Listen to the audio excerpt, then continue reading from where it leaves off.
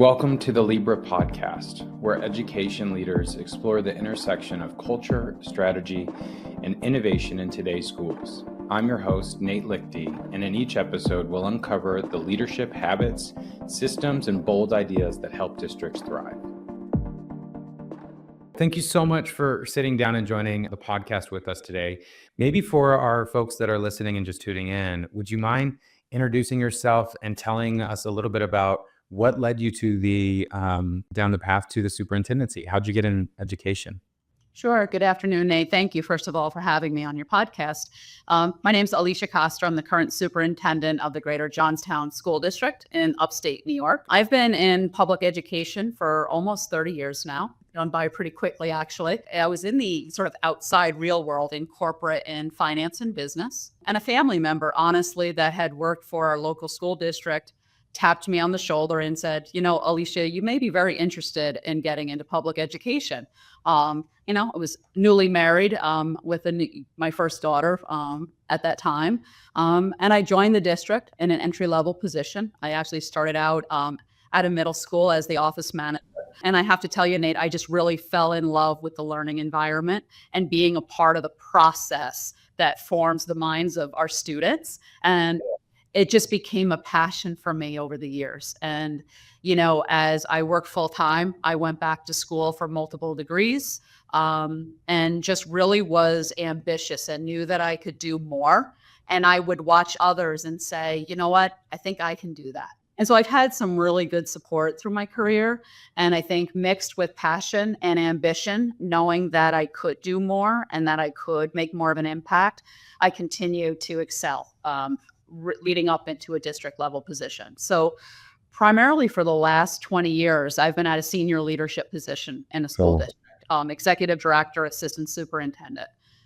Learned the educational side, had the business acumen and the financial side, and really learned the instructional side of public education. So as an assistant superintendent, one of the skills that I think is really important to have, and I believe one that has definitely benefited the school districts that I've worked for, especially here at Johnstown, is a strategic planning mindset and the requisite skills to be strategic in both your planning and your decision making, and really understanding the bigger picture and how those decisions impact education and programming and students' experiences over the long term.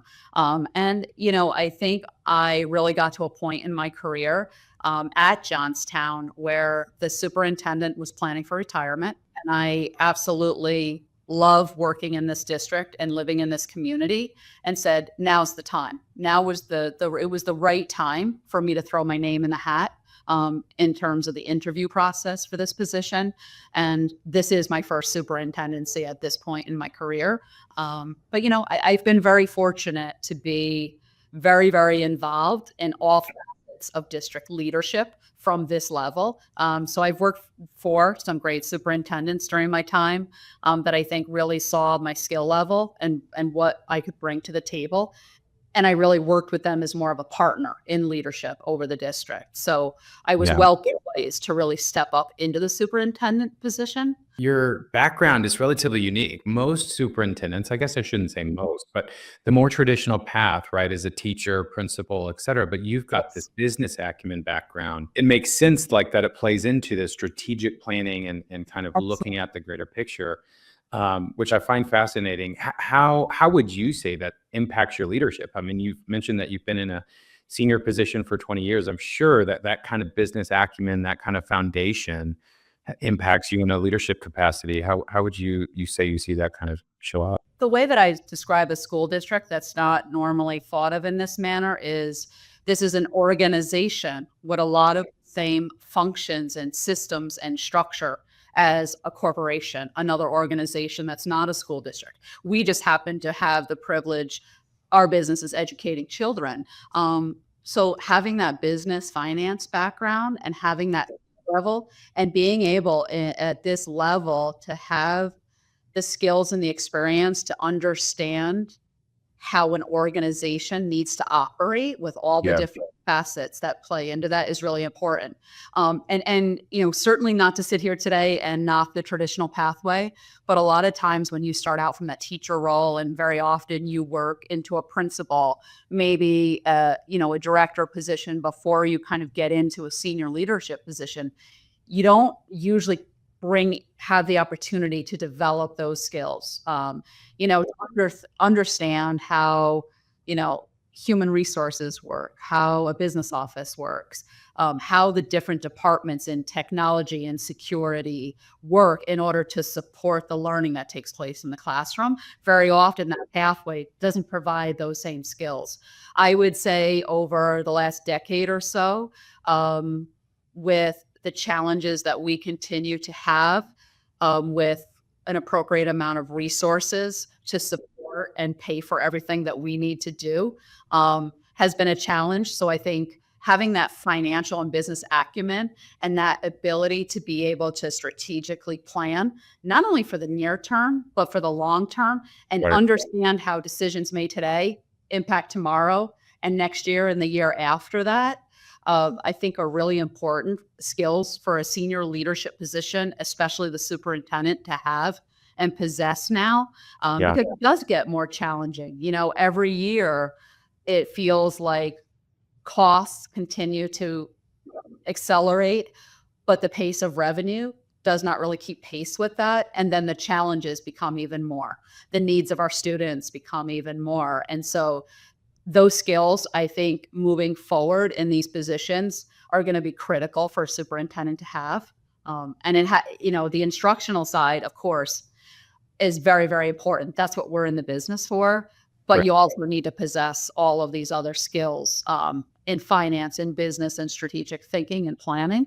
Strategy is very, very important. Yeah, I think that's a huge piece that we don't really talk about enough is that, our mission is the academics of kids and all of those different things, but we can't do and achieve that mission if we don't have that foundation of, Absolutely. of a financial, a strategic place to move all of our teams and our administration forward, right? About it when you have teachers and staff and your community without a strategic plan. Your community, your greater school community, they don't have the direction they need to support, that pathway, that journey that you take as leaders in a school district. So I think that's the other side of when you have a strategic plan, you're better able to communicate your vision and your mission for the school district Yeah.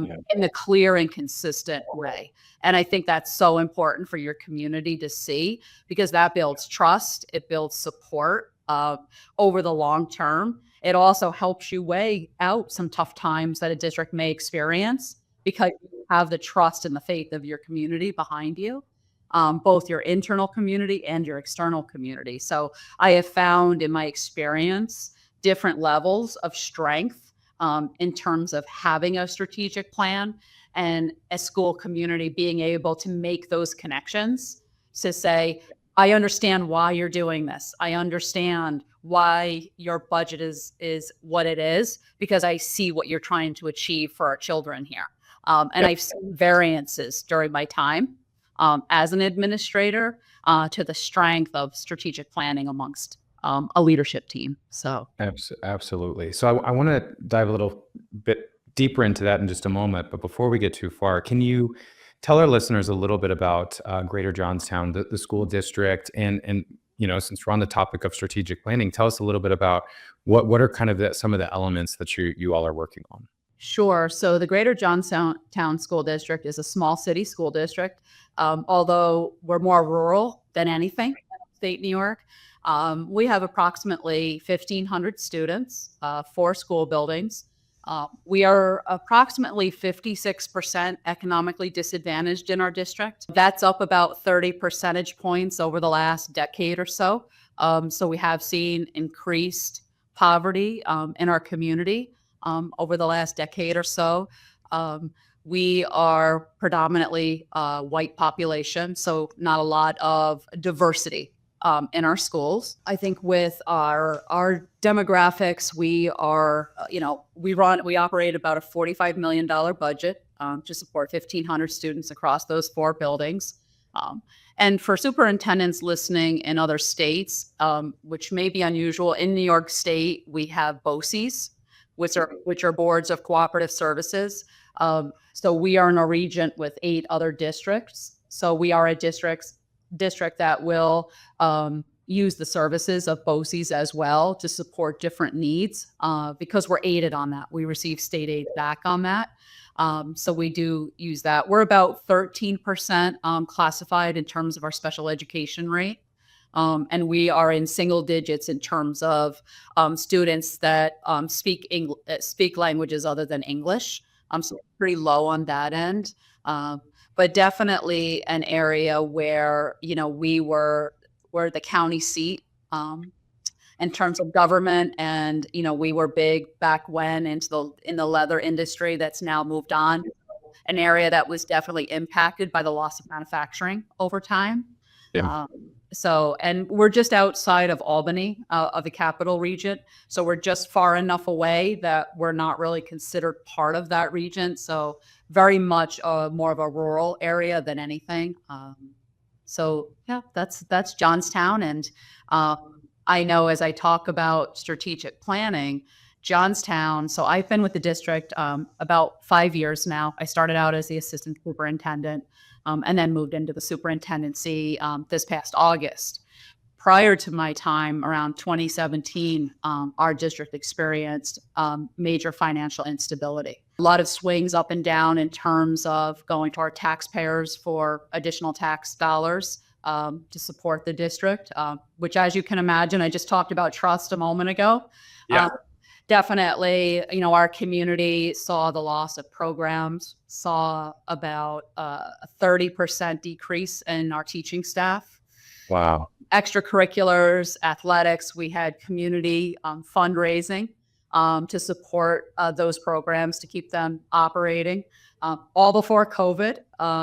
So, our community saw us go through this cycle and such a loss of opportunities for our students, but also I think the trust and faith that our community had in the school district was diminished. I came in during COVID at a time where we really had to sit and plan of how we sort of right-size the district and how we would move forward in financially stabilizing the district. So my first really 5 years here, for the most part, was in that strategic planning mode, along with the superintendent at that time, along with the rest of our leadership team, and really developing a long-term plan of how do we build back staffing, programming, and supports for students, all in a way that over time we can ensure that we did it in a very fiscally responsible and stabilizing way. And that was really my focus over the last 5 years. To today, where we're actually able to excel the district beyond just trying to build back and to stabilize the district, So I know many districts have experienced this. We have neighboring districts that have also experienced financial difficulties, as costs continue to rise and the revenue picture is flat, and it doesn't keep pace with the increased costs and just the different demands and challenges that we have over the time. I know there's other districts that have experienced similar things, but ours was quite known. We also, from, I would say, probably the last 20 years leading up till now, we lost about 1,000 students in our enrollment. We went through closing a building, utilizing a building as a leased building to BOCES. So there was substantial disruption to the school district during those years. And so coming in over the last 5 years, there was a lot of work at hand to really, change the course of the district moving forward. Yeah. I'm happy to say that, really through sound planning, careful analysis, not only just financially, Nate, but really taking a look at our overall academic program and what was working effectively and maybe not so effectively, and really taking the time to, with our Board of Education, to really look at the vision and the mission of the school, develop goals, and say to ourselves, okay, let's do a full analysis of our academic program. what's working, what's aligned to those goals, what does the staffing picture need to look like, what are other resources and infrastructure needs that the district must have in order to support the work at hand. And year by year, we did, I keep a 10-year plan that incorporates both our financial plan, our capital plan, to maintain and renovate facilities, as well as our academic plan. And every year we're reviewing that plan, and we're reanalyzing, we're having conversations as a leadership team, and also with our teacher leaders. That's their buy-in is huge. Getting that stakeholder input into the process, and our Board of Education, and just really coming full center every single year, analyzing where are we, where did we intend to be, are we seeing the results that we had anticipated for this year or not, and if we're not, what do we need to do about it? Do we change the course? Is there a program that we're running that maybe we need to look at maybe a little bit differently in the context of this 10-year plan? And I think, that's been really critical for our school district to have that tool to work from each and every year. And I found it kind of keeps us honest too in the work, because, sometimes as administrators, teachers, every day is busy, every day is a different day. And you set your course and you're working hard towards it. But if you don't take the time to step away, reflect, and analyze it and compare it to where you thought you would be in your plan, then sometimes you don't know that maybe it's not operating as effectively as you thought it would, or maybe you're actually veering off course and you didn't take the time to notice that. So that's been a lot of our work the last 5 years. I was going to say, so I find that, this going back at and reflecting on the strategic plan is huge. And districts do that differently. And they also communicate this to capture teacher buy-in and community buy-in in different ways. Is there anything, specific or a turning point where, that you all were kind of communicating to kind of keep updates? I mean, when you're going through this kind of you mentioned 30%, I think, reduction in staff, a loss of 1,000 students. Those are, for a district of your size, those are pretty intense, alterations and changes. So how did you communicate, as you were looking at programs, and how do you communicate with the community? How do you communicate with staff to maintain and continue to build those relationships? Sure. So our district uses a shared decision-making model, where we have a district shared decision-making committee that is made up of administrators. It is facilitated by myself, but we do have community members. We have teachers, staff, teacher leaders on that committee. And we will bring, so when we were building our plan, we had different theme topics that we brought to them, and we would get buy-in and input and perspective from them. And that we also will separate into subgroups in ad hoc committees to discuss a specific issue. And they make recommendations back to the district level. One, I think that is really critical in getting stakeholder input and feedback, and having that consistent structure in place. I would say for us, we also have internal structure. So not only do I am blessed with a very strong leadership team with our principals, our directors, but we also have a structure of teacher leadership in each of our buildings. And they play a huge role in the building level planning that works its way up to the overall district strategic plan. So I think those structures are really important to have. What I would also offer is that I make sure, and I know the former superintendent did this as well, we provide very transparent communication. So we tend to we have a communications platform called ParentSquare. It will text, email, send posts to our community, however they chose to sign up. We use that quite frequently. And more we find ourselves using social media. So we will use our social media accounts to communicate all kinds of things to our community. I will say during this rebuilding, we were very strategic about shared decision-making, getting out communications in a relevant and timely manner. We were very transparent. When we held our public board meetings, if we were asking the board to consider a certain decision, we advertised the meeting, we got information out ahead of time. And I think that's so key is, the information that's appropriate. Obviously, not all issues. Sometimes there's constraints on our ability to be fully transparent, but I would say being as transparent as you can and being consistent in your communication, and it has to be relevant and timely. And I have to say, I really think that we've checked all those boxes here, because it shows, I think over 5 years now, the trust and support that we continue to have from our community is so evident. Our Board of Education too has a lot to do with this. We have a consistent, some of our board members have been on our board for a very long time. They're united, they're supportive.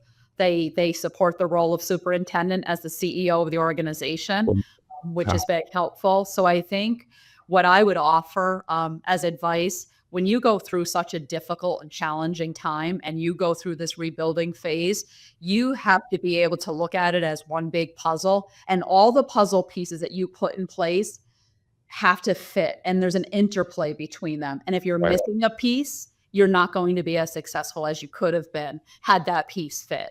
So part of that planning has to consider all of those different pieces and how they fit together and the timing of each of those things that you may want to roll out.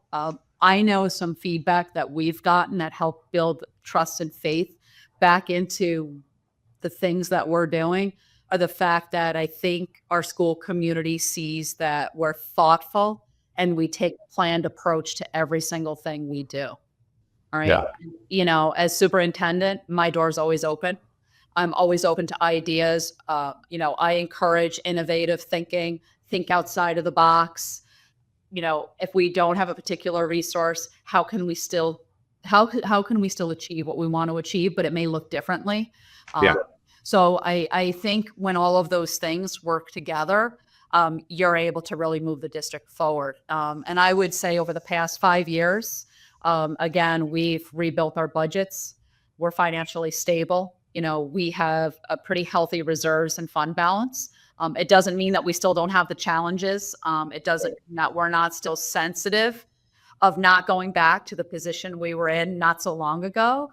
So I think that's been really, really key to keep that focus. But I'm happy to report, we are finally at a place where we've built back all of our staffing. Our programs are in place. We've increased extracurricular and athletic opportunities for all of our students. We're moving ahead towards New York's Portrait of a Graduate in terms of graduation pathways to really prepare our students for the future they're going to enter.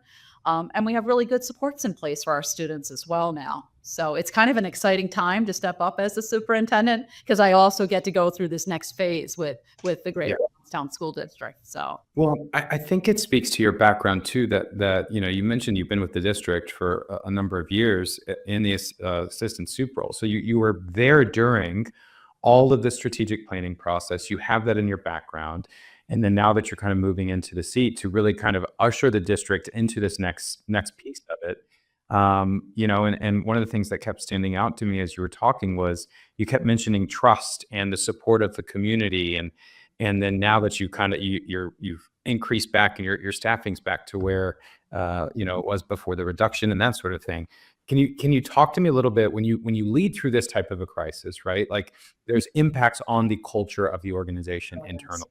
And you mentioned a little bit about how you kind of maintained and built the culture externally with the community, but can you talk a little bit about how did you do that internally, right? You had 30% leave and now you're back to where it was, before, but how did that impact and how did you lead through that, both as sup, but even as assistant sup? Sure. And, our teachers, I think an important aspect for us was that our teachers really, I want to say, saved us through the difficult time. They really united and rallied around our district.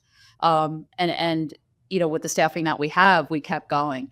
I think as part of being a superintendent, assistant superintendent, really any leadership role you have, it's relationships, taking the time to build those relationships with your teachers and staff, being visible, being open, caring. And I think, that those things are really important.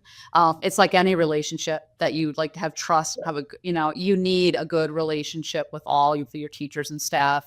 Administrators have to work cohesively together. I think for us, we've built those relationships internally.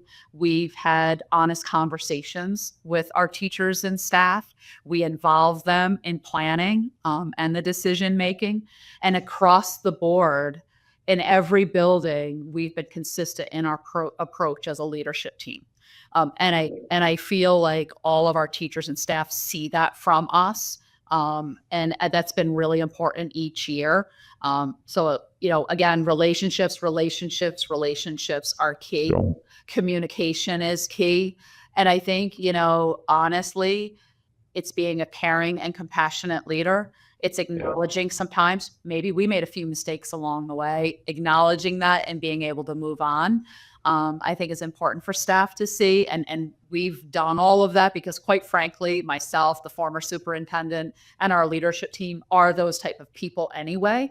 And I think, we are blessed because our internal community really sees the cohesiveness of this leadership team. And again, that's not by chance either. That's by design. Yeah.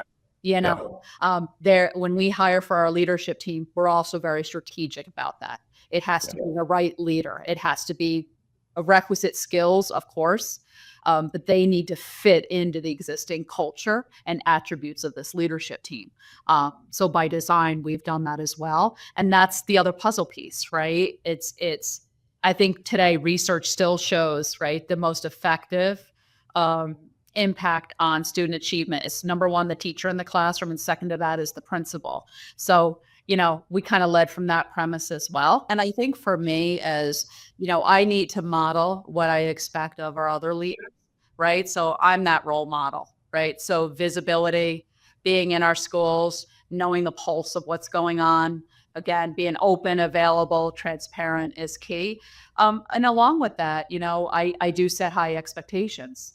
But I set high expectations in the framework of our strategic plan.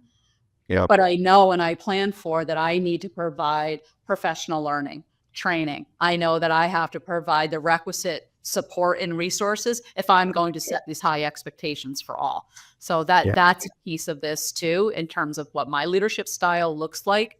And when I bring that finance and other experience into this role, I very much understand that as I put demands on others, I better be willing to support through resources over time and set them up for success. I love what you mentioned about modeling it as a leader, right? And I think that's a foundational thing that can sometimes be hard for us, or we kind of put to the side. We all know it as leaders to model and execute on it. But when you're leading like you've done through some pretty significant challenges, and now the district's turning the page, it's even more critical to model. But then also, like what you just mentioned about providing resources, like you said that we've got some pretty significant aspirational goals that we want to achieve. And it's figuring out how we can be good financial stewards to align those and deliver those resources so we can achieve and attain those. Absolutely. When you think about the district in the next 3 to 5 years, and as you're kind of continuing all this work on the strategic plan, tell us a little bit about what that looks like. What are you striving to achieve, and how are you getting there? Sure. So, we have built up significant support services for our students in terms of our social, emotional, academic team. We have psychologists, social workers, counselors that also serve as behavior interventionists in each one of our schools. So there's an average of 3 per school, which is significant. Not all schools have that. We made that a priority to provide those necessary supports. We are seeing more sort of environmental and mental health issues still coming into our schools. So I see that remaining a challenge over the next couple of years. But we are really looking at several different graduation pathways for our students to prepare them, whether they're looking at, the college route through a 4-year college degree into whatever career they want, right down to the kids that, are interested in the trades, are interested in graduating high school, maybe getting a micro-credential or a 2-year degree and going right out into the workforce. So we're taking a good look at that. We really want to individualize programming to the students' interests and have enough opportunity of exposure and opportunity and choice on pathways that involve things like internships, work-based learning experiences, getting out into the field and seeing what different careers look like, talking to different professionals is a key focus area of ours. So in terms of New York State with Portrait of a Graduate, they're also really looking at how we develop the strength of students' interpersonal skills. Can they communicate well? How do they present? How do they write? Are they Yeah. globally minded? So we're really focused on that. And I think through our work to stabilize the district, we have the support services in place for our students. We're really focused on the academic programming and offering for all students, beginning and aligning that right down to pre-K. How do we prepare our earliest learners to be prepared to move up through the grade levels, through middle school into the high school? And so it's pretty exciting to finally have that planning in mind. And we are involving students and teachers and community members in this planning. We actually have a Portrait of a Graduate ad hoc shared decision-making committee at present doing this. What I'm also excited about is we are looking to develop a resource center, a family engagement center to provide better supports to our families and our communities that may have all different types of challenges that we're seeing. Everything from food insecurities to getting counseling and mental health and avenues to seek employment. Because that's the other major piece to the puzzle, is that we need our families in a good place to really actively engage with their students' education. And so we're really seeing a need for that in our community. So I'm excited about that. We're actually looking at starting that next year.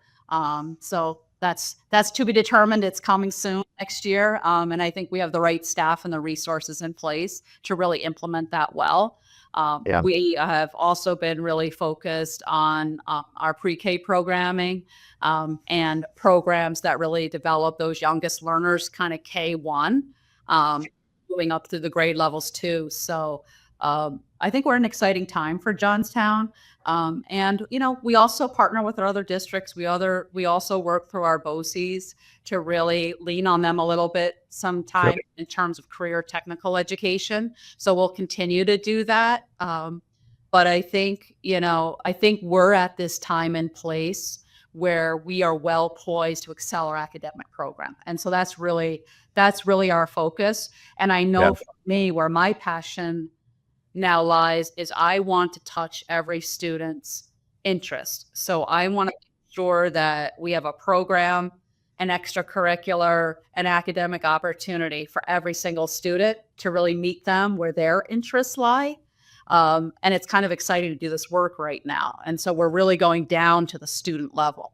Gosh, this has been, such a good conversation. And thank you, Alicia, for sitting down and sharing this. I think some of the things that have really stood out to me, one is like your unique background and how it's impacted the district and how you're thinking, well, one, how you led the district through some pretty difficult challenges, and those have turned into opportunities, and then where you're headed. And, I felt like you kept mentioning kind of this buy-in and how you're kind of pulling folks from the community and your teachers and all of these groups together to really look at this aspirational 10-year plan and how we're, as a community and a district, going to achieve it. That kept standing out.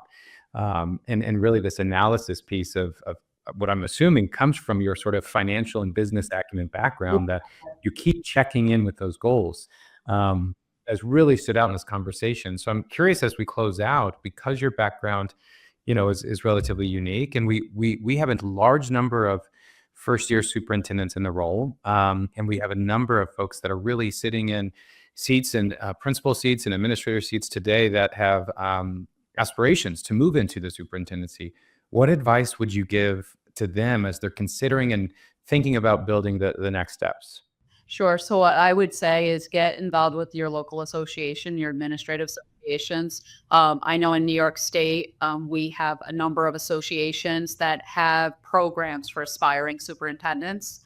If they're offered to get involved, I would say for other superintendents, make sure you're tapping your talented administrators and nudging them to go into the superintendency. There are a number of superintendent development programs. Those are also really good. Good. And I will say for me, I got involved with as many of the associations from a state level that I could, Yep. to be able to network and talk to other colleagues, gain their perspectives, attend conferences that really gave an experience on topics that are relative to the superintendency. And I continue to do that. I continue to grow internal talent in my organization now. I take them to state conferences. I had them get memberships in these state organizations. I tap them on the shoulder to attend events and talk to them all the time. So I think, as sitting superintendents, we have a responsibility to do that for others that we see talent in them and help develop their education and their skill level there. I would also say be open with your current superintendent. Talk to them about what it takes to be in the superintendency. Show interest. And offer to be involved. Sit on those shared decision-making committees. Learn what it's about. The piece that I would offer that are not always strong, sometimes when we're doing our master's degrees, I think as the years go on, it's going to be even more important that administrators, whether you remain a principal, assistant superintendent, or go into the superintendency, they have to gain more business acumen and financial experience. That's the piece that, a lot of times when you step up into the superintendency, there's a reliance on a good business official. There's a reliance that the leadership team around you is going to support those efforts. But if I could offer one piece of advice, if you're going to, whether it's your master's degree or beyond in a development program, take those financial courses, take a on strategic planning, long range planning, because you're going to need it. It's really important at this time in public education for superintendents to have that skill level themselves, because you have to help guide that work. You have to lead that work, and you have to at least know enough to be able to lead that work and know that it's the right decisions, the right planning is being made. There's some great business officials out there and others, but it's at that high level, beyond normally their scope of experience. So that's what I would encourage. That's what I did. I'm still heavily involved in a number of state organizations and opportunities. And I continue right now with my own team.